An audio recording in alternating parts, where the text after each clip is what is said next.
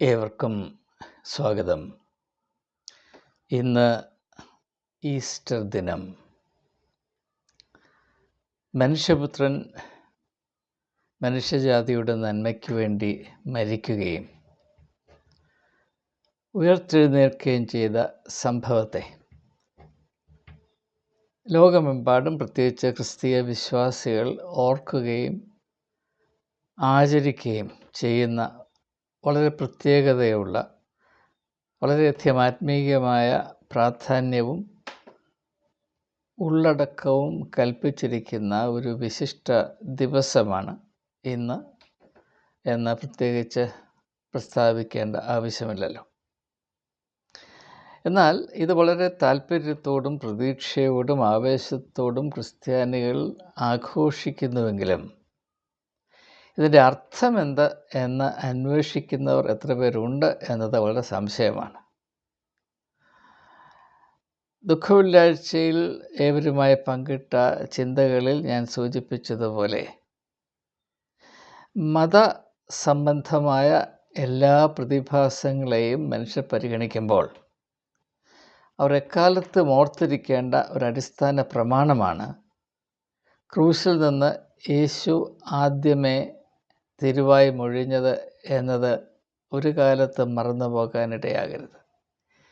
യേശു പറഞ്ഞു, പിതാവേ, ഇവർ ചെയ്യുന്നത് എന്ത് എന്നറിയായികയാൽ ഇവരോട് ക്ഷമിക്കണമേ. അത് ആ ഒരു സന്ദർഭത്തിൽ, ആ ഒരു കോണ്ടെക്സ്റ്റിൽ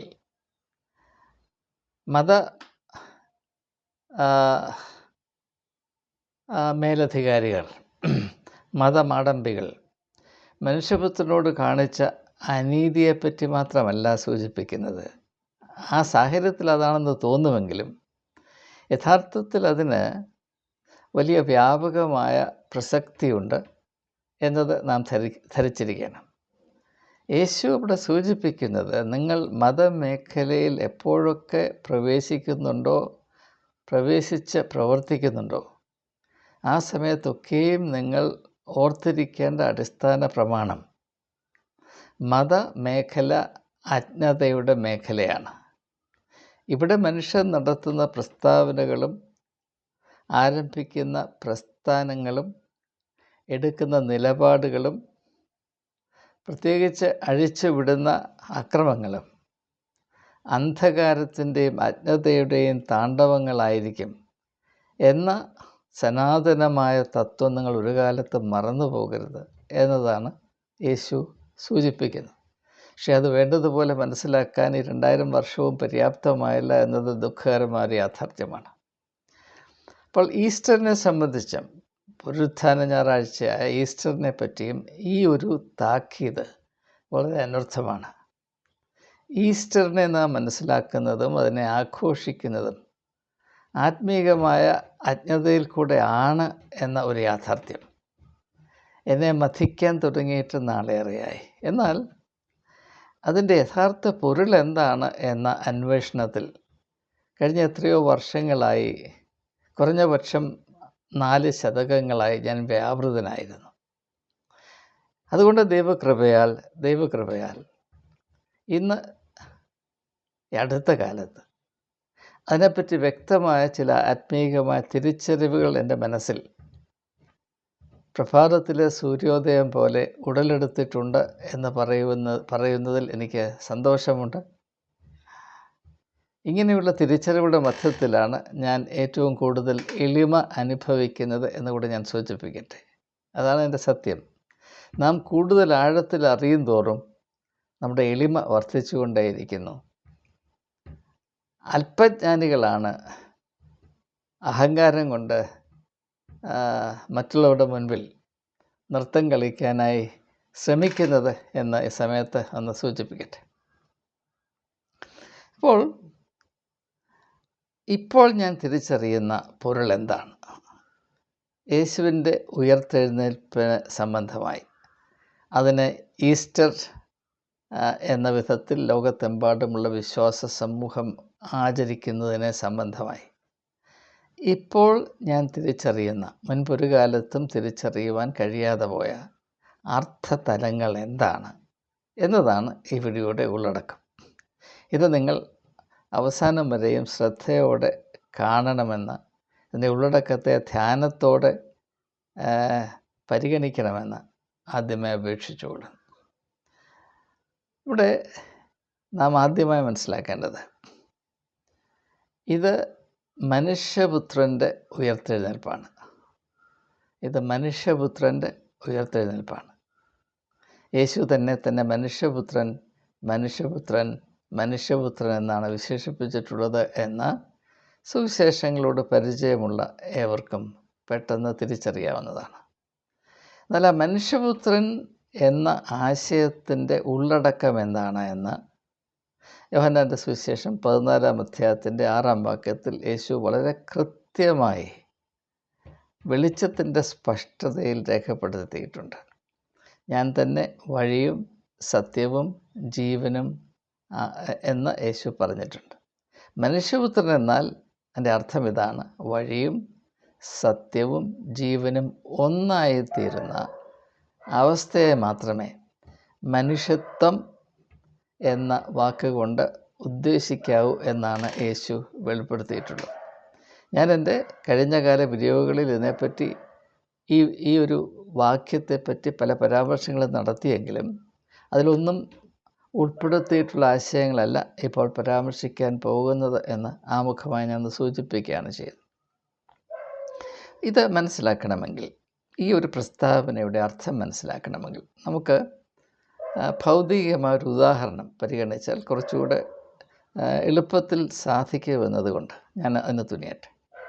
അപ്പോൾ നമ്മൾ ചെറിയ ക്ലാസ്സുകളിലൊക്കെ സ്കൂളിലൊക്കെ പഠിക്കുമ്പോൾ അല്പം സയൻസൊക്കെ പഠിച്ചവരാണ്.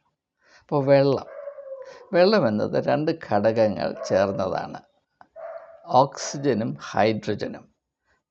ഓക്സിജൻ്റെ ഒരു ആറ്റവും ഹൈഡ്രജൻ്റെ 2 ആറ്റങ്ങളും കൂടുമ്പോൾ ഒരു വെള്ളത്തിൻ്റെ ഒരു മോളിക്യൂൾ ഉണ്ടാകുന്നു. 2 atoms of hydrogen and 1 atom of oxygen make a molecule of water. ഇത് നമുക്കറിയാവുന്ന കാര്യമാണ്. അപ്പോൾ ഈ 2 ഘടകങ്ങൾ ഒന്നായിത്തീരുമ്പോൾ ഒരു പുതിയ പ്രതിഭാസം ഉടലെടുക്കുന്നു. അത് സൃഷ്ടിയുടെ ഒരു വലിയ അത്ഭുതമാണ്. നാം അവഗണിക്കുന്ന അത്ഭുതങ്ങൾ, അതാണ് ഏറ്റവും ശ്രദ്ധിക്കേണ്ടത്. നാം അവഗണിക്കുന്ന അത്ഭുതങ്ങളാണ്. ഈ പ്രകൃതി മുഴുവനും, സൃഷ്ടി മുഴുവനും അത്ഭുതങ്ങൾ കൊണ്ട് നിറഞ്ഞിരിക്കുകയാണ്.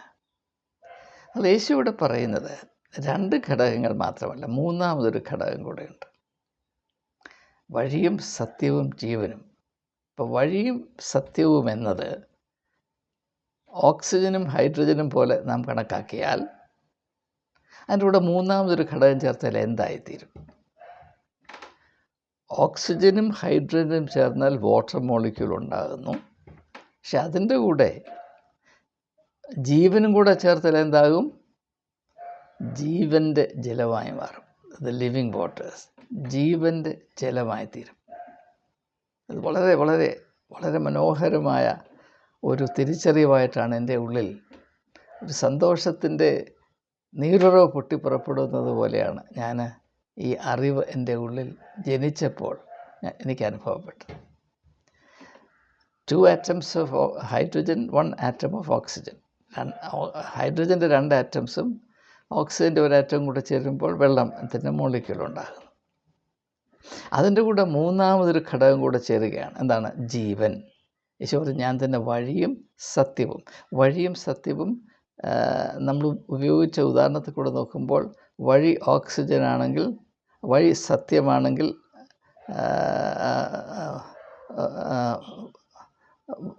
വഴി ഓക്സിജൻ ആണെങ്കിൽ സത്യം ഹൈഡ്രജനാണ്. അത് രണ്ടും കൂടെ ചേരുന്നു. എന്നാൽ അതും പോരാ, മൂന്നാമതൊരു ഘടകമുണ്ട്. അതെന്താണ്? ജീവൻ.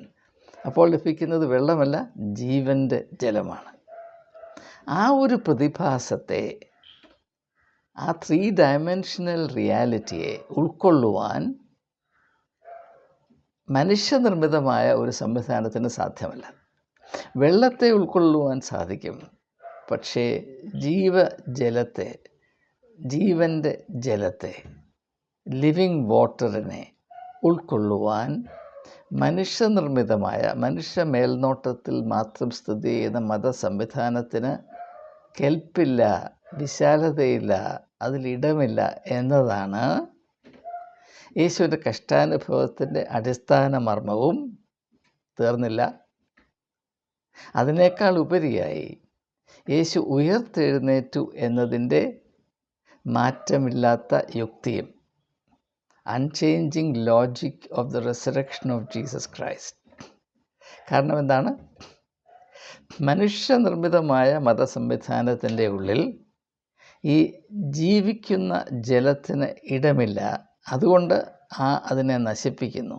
പക്ഷേ മനുഷ്യനിർമ്മിതമായ ഈ സംവിധാനത്തിന് ഈ ഒരു പ്രതിഭാസത്തിൻ്റെ മേൽ നിലനിൽക്കുന്ന അധികാരമോ നിയന്ത്രണവുമില്ല. അതുകൊണ്ട് അവർ അതിനെ നശിപ്പിക്കാൻ ശ്രമിക്കുമ്പോൾ അതിൽ ഭാഗികമായി വിജയിക്കുന്നു, ആ ലക്ഷ്യം പ്രാപിക്കുന്നു എന്ന് തോന്നുമെങ്കിലും ആത്യന്തികമായി അവരുടെ അധികാരമോ നിയന്ത്രണമോ അതിൽ സ്ഥാപിക്കുന്നത് നിലനിൽക്കുകയില്ല. അതുകൊണ്ട് തന്നെ യേശു മരിച്ചവരുടെ ഇടയിൽ നിന്ന് ഉയർത്തെഴുന്നേൽക്കുക എന്നത് താത്വികമായ ഒരു അനിവാര്യതയാണ്. It's a logical necessity. ഇത് വളരെ വളരെ ലളിതമാണ്, വളരെ പ്രസക്തമാണ്, വളരെ ചിന്തിക്കുവാൻ വളരെ വളരെ സന്തോഷം പ്രദാനം ചെയ്യുന്ന നിത്യമായ സത്യമാണ്. അപ്പോൾ ഇങ്ങനെയുള്ള വ്യക്തിത്വത്തെയാണ് ക്രൂശിൽ തറച്ചത്. ആ വ്യക്തിത്വത്തെയാണ് കടമെടുത്ത കല്ലറയിൽ അടക്കം ചെയ്തത്. അതുകൊണ്ട് തന്നെ അങ്ങനെ ഒരു വ്യക്തിത്വത്തെ എന്നേക്കുമായി വിഴുങ്ങി വെച്ചിരിപ്പാൻ ലോകത്തിലെ ഒരു കല്ലറയ്ക്കും സാധ്യമല്ല. ആ കല്ലറയുടെ വായ് പിളർന്നേ മതിയാകുകയുള്ളൂ. അതിൽ നിന്ന് വഴിയും സത്യവും ജീവനുമായ ഈ അഭൂതപൂർവമായ വ്യക്തിത്വ പ്രതിഭാസത്തെ അത് വെളിയിൽ വരുവാൻ അനുവദിച്ചേ മതിയാകുകയുള്ളൂ. അല്ലെങ്കിൽ ഈ സൃഷ്ടി മുഴുവനും നാം കണ്ട അറിവും തത്വവും യുക്തിയും എല്ലാ സങ്കല്പങ്ങളും തെറ്റായിപ്പോവും. അത്രമാത്രം പ്രാധാന്യമർഹിക്കുന്ന ഒരു വിഷയമാണ് യേശുവിൻ്റെ ഉയർത്തെഴുന്നേൽപ്പ് എന്ന് ഈ സമയത്ത് ഞാൻ സൂചിപ്പിക്കട്ടെ. ഇനിയും ഇത് കുറച്ചുകൂടി ഒന്ന് മനസ്സിലാക്കുന്നതിന് വേണ്ടി യേശു പറഞ്ഞു, ഞാൻ തന്നെ വഴിയും സത്യവും ജീവനുമാണ്. ഇനി ഈ വഴി എന്ന ആശയത്തെ മാത്രം കേന്ദ്രീകരിച്ച് അതിന് മുൻപ് ഏതാണ്ട് 6 മാസങ്ങൾക്ക് മുൻപ് ഞാനൊരു വീഡിയോ ഏവരുമായി പങ്കിട്ടിട്ടുള്ളതാണ്. പക്ഷേ ആ ആശയം അല്ല, അതിനെ നിരാകരിക്കുന്നില്ല. പക്ഷെ അതിൽ നിന്ന് മുൻപോട്ട് കടന്ന് നാം ചിന്തിക്കാൻ പോവുകയാണ്. വഴി എന്നത് വളരെ ശ്രദ്ധേയമായ ചിന്തനീയമായ ഒരു ഒരു ഒരു പ്രതീകമാണ്. പ്രതീകം, സിമ്പിൾ. നമുക്കത് മനസ്സിലാക്കാൻ ശ്രമിക്കാം. നമുക്കറിയാം, വേദപുസ്തകം ആരംഭിക്കുമ്പോൾ ഉൽപ്പത്തി പുസ്തകത്തിൽ ദൈവം ഏദൻ തോട്ടം നിർമ്മിച്ചു, മനുഷ്യനെ അതിലാക്കി. അവിടെ വഴി എന്നൊരു സങ്കല്പമില്ല. ഏദൻ തോട്ടത്തിൽ വഴി എന്ന ഒരാശയമില്ല. ഏദൻ തോട്ടത്തിൽ വഴിയില്ല. കാരണം എന്താണ്? ദൈവവും മനുഷ്യനും ഏറ്റവും അടുത്ത് സ്ഥിതി ചെയ്യുകയും ജീവിതം പങ്കിടുകയും ചെയ്യുന്ന അടുപ്പത്തിൻ്റെ പൂന്തോട്ടമാണ് ഏദൻ തോട്ടം. Eden is A garden of close communion between God and human beings. അവിടെ വഴിയുടെ ആവശ്യമില്ല. ഇപ്പം നിങ്ങൾക്ക് നിങ്ങളുടെ വീട്ടിൽ ഇരിക്കുമ്പോൾ നിങ്ങളുടെ വീട്ടിലേക്ക് പോകാൻ വഴി ആവശ്യമില്ല. അതേസമയം നിങ്ങൾ വീട്ടിൽ നിന്ന് എവിടെയെങ്കിലും പോയാൽ തിരിച്ചു വരാനൊരു വഴി ഉണ്ടാകണം. ഇപ്പം മുടിയനായ പുത്രൻ്റെ ഉപമയിൽ ഇളയ മകൻ തൻ്റെ അപ്പനോട് കൂടെ വസിച്ചിരുന്ന കാലത്ത് എൻ്റെ ഭവനത്തിലേക്ക് മടങ്ങി വരാൻ വഴിയൊന്നും ആവശ്യമില്ല. അവന് മടക്കയാത്രയ്ക്കൊരു വഴി ആവശ്യമായി വന്നത് അവൻ വീടുപേക്ഷിച്ചങ്ങ് ദൂരദേശത്തേക്ക് പോയതുകൊണ്ടാണ്. വീട്ടിൽ മാത്രം കഴിയുന്നൊരു വ്യക്തിക്ക്, അതായത് അകൽച്ചയുടെ അനുഭവത്തിലേക്ക് വഴുതിപ്പോകാതിരിക്കുന്ന തൻ്റെ പിതാവിനോടുള്ള നിരന്തരമായ സംസർഗത്തിൽ സ്ഥിതി ചെയ്യുന്നൊരു വ്യക്തിക്ക് ഭവനത്തിലേക്ക് വഴി ഏതാണ് എന്ന് ചോദിച്ച് നടക്കേണ്ട ഗതികേടില്ല. അപ്പോൾ നാം ആദ്യമായി മനസ്സിലാക്കേണ്ടത്, ഇത് ഞാൻ പറയുമ്പോൾ പല ക്രിസ്ത്യാനികളും ഞെട്ടിപ്പോകുവാനിടയുണ്ട്. യേശു തന്നെപ്പറ്റി വഴിയെന്ന് പറയുമ്പോൾ അതിൽ നാം പ്രത്യേകം ശ്രദ്ധിക്കേണ്ട കാര്യം, അതിലൊരു വലിയ വലിയ ദുഃഖമുണ്ട്, ഒരു വലിയ വേദനയുണ്ട്, അതിലൊരു വലിയ അംഗീകാരമുണ്ട്. അതെന്താണ്? മനുഷ്യൻ ദൈവത്തോട് അകന്നുപോയി എന്ന ഏറ്റവും ദുഃഖകരമായ വേദന തുളുമ്പുന്ന തിരിച്ചറിവ് ഈ വഴി എന്ന ആശയത്തിലുണ്ട് എന്ന് വളരെ വൈകിട്ടാണ് ഞാൻ തിരിച്ചറിഞ്ഞത്. പല ആളുകളും യേശു മാത്രമാണ് വഴി എന്നൊക്കെ പറയുമ്പോൾ അതിൻ്റെ അർത്ഥമറിയാതെയാണ് പറയുന്നത്. അപ്പോൾ ഞാൻ തന്നെ വഴിയെന്ന് പറയുമ്പോൾ ഏദൻ തോട്ടത്തിൽ നിന്ന് നിഷ്കാസിതരായ മനുഷ്യർക്ക് മാത്രമേ ഈ വഴിയുടെ ആവശ്യമുള്ളൂ. ഏദൻ തോട്ടത്തിൽ ദൈവത്തോടുള്ള കൂട്ടായ്മയിൽ കഴിയുന്ന ആദമിനും ഹവ്വായ്ക്കും വഴിയുടെ ആവശ്യമുണ്ടായിരുന്നില്ല.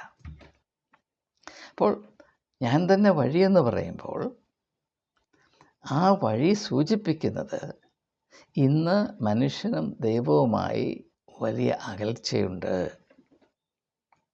ആ അകൽച്ച ദൂരീകരിക്കുക മനുഷ്യൻ്റെ അടിസ്ഥാന ആവശ്യമാണ്. അത് മനുഷ്യത്വത്തിൻ്റെ ആവശ്യമാണ്.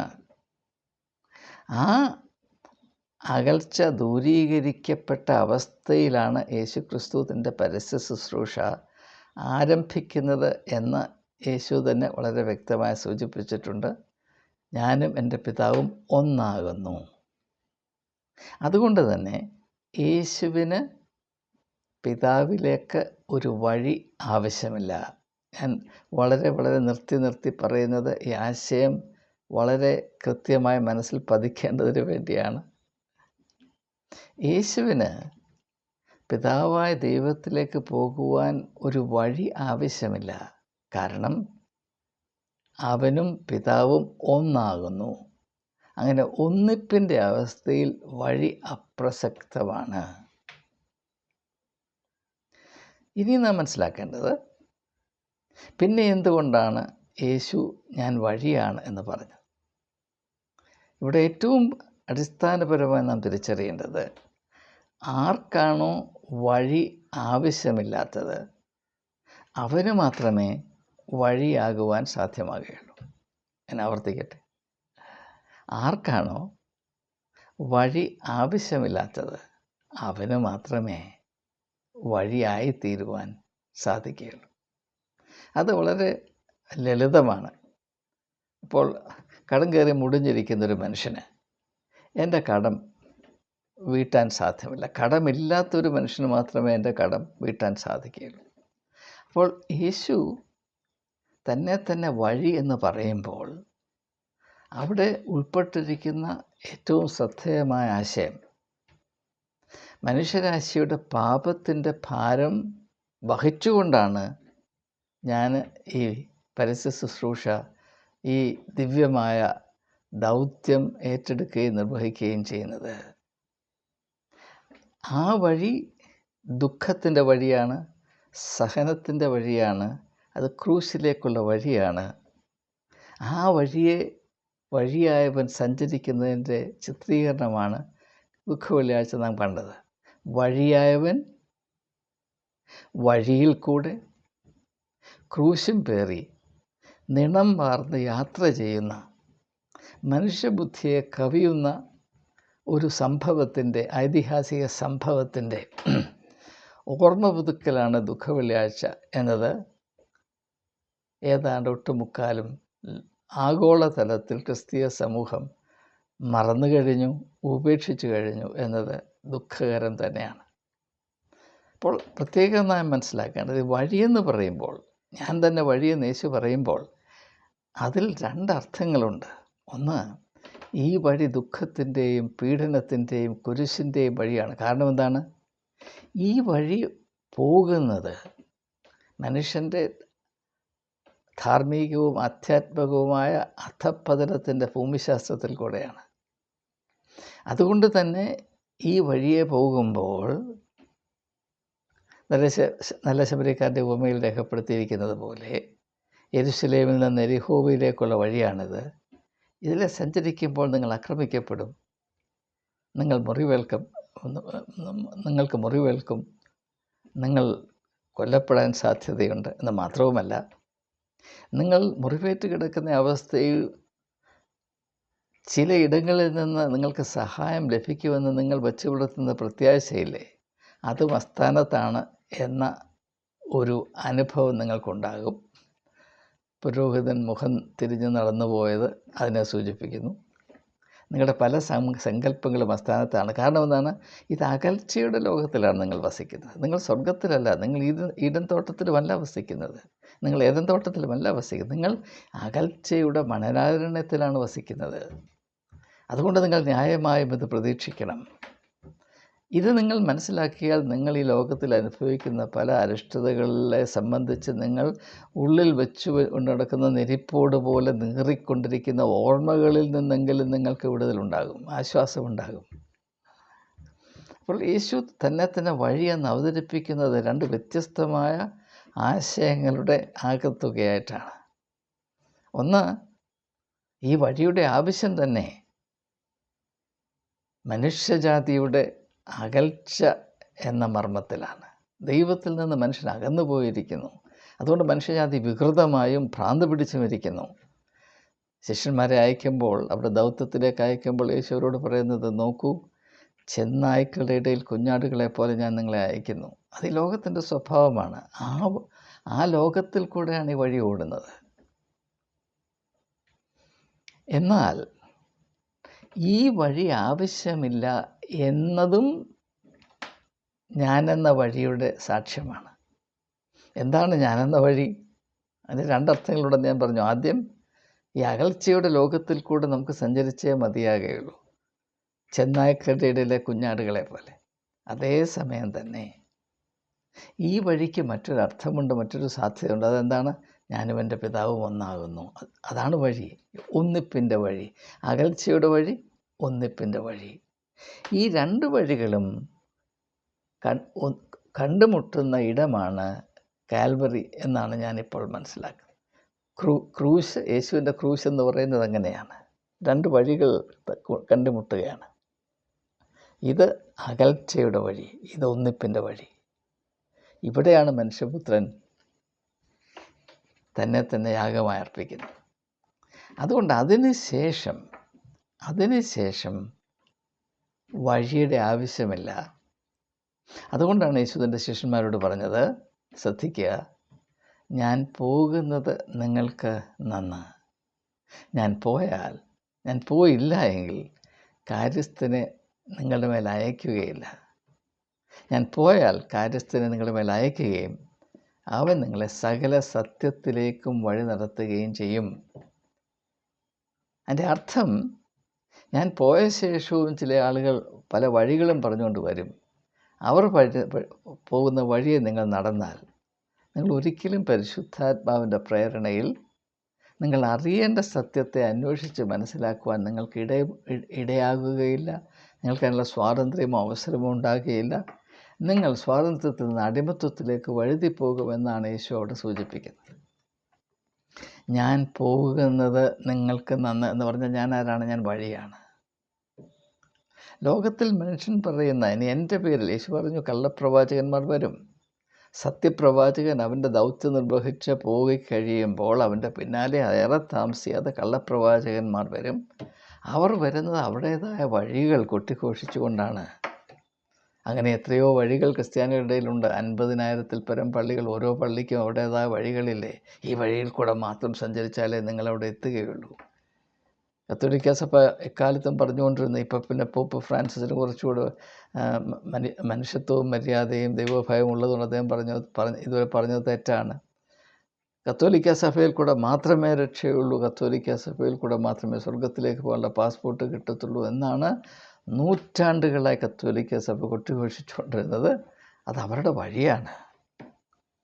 ഈ വഴി അപ്രസക്തമായി എന്ന് പറഞ്ഞ യേശുവിനെ ആരും ശ്രദ്ധിക്കാത്തതുകൊണ്ട്, അവർ ചെയ്യുന്നത് എന്താണെന്ന് അവർക്ക് അറിഞ്ഞുകൂടാ എന്ന് യേശു താക്കീത് നൽകിയത് മനസ്സിലാക്കാത്തതുകൊണ്ട് വരുന്ന പ്രശ്നങ്ങളാണിത്. അപ്പോൾ നാം മനസ്സിലാക്കേണ്ട ഒരു കാര്യം, ദയവായി ഞാൻ എൻ്റെ വാക്കുകൾ ഉപസംഹരിക്കാൻ പോവുകയാണ്. ദുഃഖവെള്ളിയാഴ്ച എന്ന് നാം പറഞ്ഞ് ഓർക്കുന്ന ദിവസത്തിൽ, അത് വെള്ളിയാഴ്ച തന്നെ ആയിരുന്നോ എന്നത് മറ്റൊരു പ്രശ്നം, ഞാൻ അങ്ങോട്ട് പോകുന്നില്ല. അവിടെ ക്രൂശിക്കപ്പെട്ടത് വഴിയും സത്യവും ജീവനുമായിരുന്ന, ജീവൻ്റെ ജലമായിരുന്ന യേശുവിനെയാണ്. അതുകൊണ്ട് തന്നെ അവൻ ഉയർത്തെഴുന്നേറ്റേ മതിയാകുകയുള്ളൂ. നമ്മുടെ അവസ്ഥ എന്താണെന്ന് ചോദിച്ചാൽ, നമ്മളിൽ ചിലരിൽ സത്യമുണ്ടായിരിക്കും.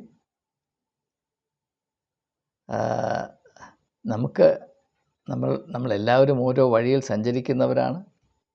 നമ്മൾ ഓരോരുത്തരും ഒരു പരിധി വരെയെങ്കിലും സത്യത്തെ മാനിക്കുന്നവരാണ്. എപ്പോഴും സത്യം പറഞ്ഞില്ല എങ്കിലും, എപ്പോഴും സത്യത്തിന് വേണ്ടി നിലകൊള്ളുന്നില്ല എങ്കിലും, നമ്മെ സംബന്ധിച്ചിടത്തോളം ഈ വഴിയും സത്യവും എന്നത് നമുക്ക് സ്വീകാര്യമാണ്. പക്ഷേ ജീവൻ എന്ന ആശയം നമുക്ക് സ്വീകാര്യമല്ല. അതുകൊണ്ട് എന്ത് പറ്റുന്നതെന്ന് ചോദിച്ചാൽ, നാം സാധാരണ മനുഷ്യരെ പോലെ, മനുഷ്യത്വമില്ലാത്ത മനുഷ്യരെ പോലെ കഴിഞ്ഞുകൂടുകയാണ്. മനുഷ്യത്വം എന്ന അത്ഭുത പ്രതിഭാസത്തിൻ്റെ ദിവ്യമായ സാധ്യതകളിൽ നിന്ന് നാം എത്രയോ ദൂരെയാണ്. നാം മനുഷ്യരായി തീർന്നിട്ടില്ല. ആ ഒരു ലോകം, അതിന് നന്മ വരണമെങ്കിൽ യഥാർത്ഥത്തിൽ മനുഷ്യത്വം എന്നാൽ എന്ത് എന്ന് ആധികാരികമായി മനുഷ്യരുടെ ഇടയിൽ തന്നെ വെളിപ്പെടുത്തുന്ന ഒരു ദൈവികമായ ഇടപെടലുണ്ടാകണം. അതിൻ്റെ പേരാണ് ക്രിസ്തു എന്നത്. അപ്പോൾ വഴിയും സത്യവും ജീവനുമായി പൂർണ്ണത, ഒരു ത്രികോണം പൂർത്തിയാകണമെങ്കിൽ 3 സൈഡ് വേണമല്ലോ. ക്രിസ്ത്യാനി എന്ന ത്രികോണത്തിന് 2 സൈഡേ ഉള്ളൂ. ഇങ്ങനെയാണ് ത്രികോണം. ക്രിസ്ത്യാനിയുടെ ത്രികോണം ഇങ്ങനെയാണ്. ഈ ഭാഗമില്ല, ജീവനില്ല. ജീവനുണ്ടെന്നൊരു നാമമേ ഉള്ളനിൽ ജീവനില്ലേ എന്നൊക്കെ പാടും. പക്ഷേ പാടുന്നതിനകത്തൊരർത്ഥവും നമ്മൾ കാണാറില്ല. അവിടെയും യേശു പറഞ്ഞ വാക്ക് വളരെ പ്രസക്തമാണ്. ഇവർ ചെയ്യുന്നത്, ഇവർ പാടുന്നത് ഇന്നത് എന്നറിയാമെങ്കിൽ അവരോട് ക്ഷമിക്കണമേ. അപ്പോൾ ഒരു വിശ്വാസിയുടെ ജീവിതത്തിൽ ഉണ്ടാകേണ്ടത് എന്താണ്? യേശുവിൽ കണ്ട പൂർണ്ണത, വഴിയും സത്യവും ജീവനും, പുതുജീവൻ പ്രാപിച്ചു എന്നൊക്കെ സാക്ഷ്യം പറയുന്നവരുണ്ട്. അത് കാണുമ്പോൾ വാസ്തവത്തിൽ, ഇത് കേൾക്കുമ്പോൾ എനിക്ക് വാസ്തവത്തിൽ ചിരിയും കരച്ചിലും ഒന്നുപോലെ വരാറുണ്ട്. അപ്പം ഇനി പുതുജീവൻ്റെ അടയാളമായിട്ട് കാണുന്നത് മൃഗങ്ങളെപ്പോലെ കുരയ്ക്കുകയും ശബ്ദമിടുകയും ചെയ്യുന്ന മറുഭാഷ എന്ന് പറയുന്ന ആഭാസത്തരമാണ്. ഇതൊക്കെ ഈ ആശയങ്ങളോട് വിദൂര ബന്ധം പോലും ഇല്ലാത്തവർ അവരുടേതായ വഴി മറ്റുള്ളവർക്ക് വിൽക്കാനായിട്ട് ഇറങ്ങി നടക്കുമ്പോഴുണ്ടാകുന്ന പ്രശ്നങ്ങളാണ്. അതിനൊന്നും യാതൊരു നിലനിൽപ്പും ഉണ്ടാകുകയില്ല. നിങ്ങൾ 10,000 വർഷം നിന്ന് ഏറ്റവും സാമർഥ്യത്തോടെ മറുഭാഷ കുരച്ചാലും അതുകൊണ്ട് നിങ്ങൾക്കോ അത് കേൾക്കുന്നവർക്കോ അതിലെ പോകുന്ന ശുനകന്മാർക്കോ ഒരു എള്ളിൻ്റെ ഗുണമുണ്ടാകുകയില്ല, ഉണ്ടായിട്ടില്ല എന്നൊരു യാഥാർത്ഥ്യമാണ്. ഞാൻ കൂടുതൽ അതിനെപ്പറ്റി പ്രതിപാദിക്കുന്നത്.